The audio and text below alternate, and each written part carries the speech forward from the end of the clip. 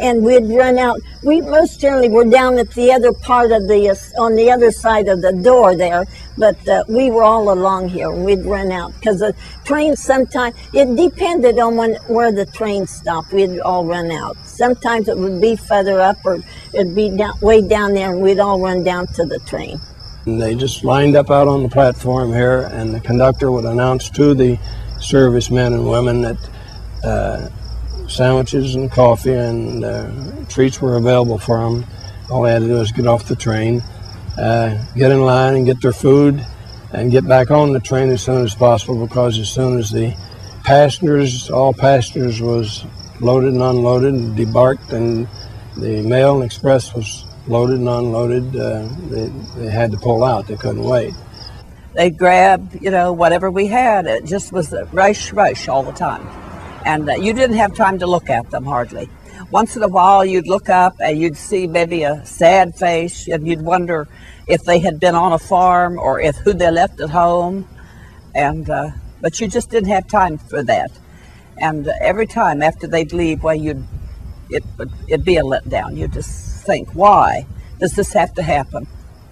Down this way is where I remember mostly. Maybe I worked at a time when they all came in from this direction, from Pittsburgh. But as the train stopped, the force of the guys jumping off. When you first saw the train coming around the bend, you could see the boys hanging out the window, and they wasted no time. And we have been told that when conductors would announce, or their officers would announce Dennison, Ohio coming up, that they had heard about us and started preparing, combing their hair and getting ready for the canteen. They really looked forward to it. You did not have time unless the train was late.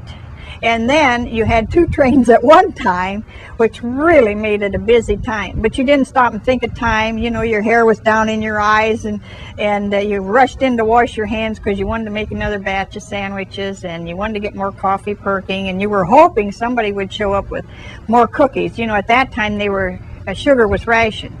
So you begged, borrowed, and stole from all your neighbors so you could make cookies. They just like they were, I don't know, just run to get that coffee and that sandwich or whatever they were going to get. It was just like they were very eager to have it. Like they were very hungry and needed something right now. Well, the short time the train was here, we'd run up and give them sandwiches. Generally, we have the sandwiches and cookies packed in a sack.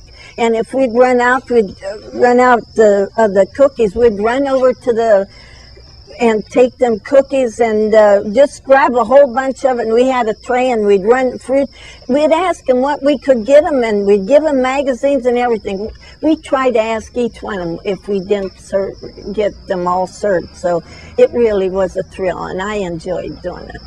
I got to witness, one train right after another. In fact, the first time I ever worked here, the first train that came in, I'm sure that was between 600 or 800, and we were cleaned out, and the phone rang, and there was, I recall the number of 600. I remember that.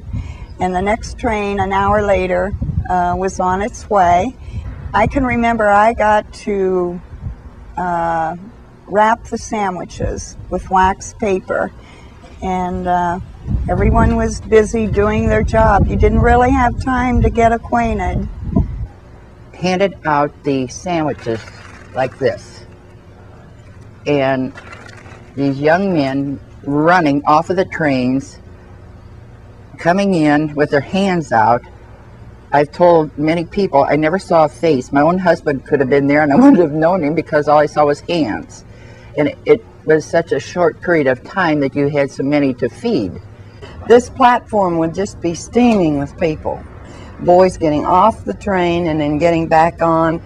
Workers going in and out these doors here with trays of food and passing them along. If they were allowed out of the train, they were along this platform. and they'd stand there with their carry-on carts, and somebody would have to keep refilling these carts, and just like a beehive of activity. Just really, really fascinating. It was commotion, that's the right word. As I say, it was early morning, and I can remember the steam of the train, you know, looking through and trying to see, and there was a lot of rush about the whole thing. The women went out, they rolled the cart, and the steam from the coffee, big coffee urns was raising, and as I say, I'm looking at all of it from behind here, out through this window, and they just rushed, just in droves it seemed to me. They rushed off the train and ran down through past the carts and just gathered in their arms as they could. The impact of the Dennison Salvation Army Canteen can only be imagined by visitors to the renovated depot today. Between 1942 and 1946, 1.3 million GIs were met by thousands of volunteers. In the brief 5-minute stop, soldiers were served coffee, sandwiches, fruit, candy, and given magazines. The canteen volunteers worked 24 hours a day, 7 days a week, and greeted an average of 20 trains each day.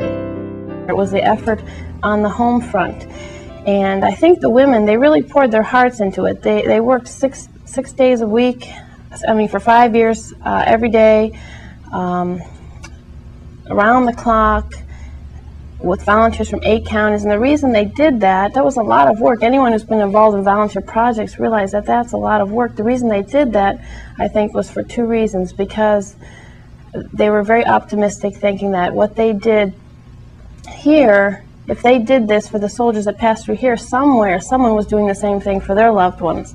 And they did it for another reason, being that they felt that if this was indeed the last time these soldiers came through here, they were going to make it the best memory of their home country that they could. And I'm sure for some people it was their last visit. So you hear a lot of different stories, and this was over a 5-year period.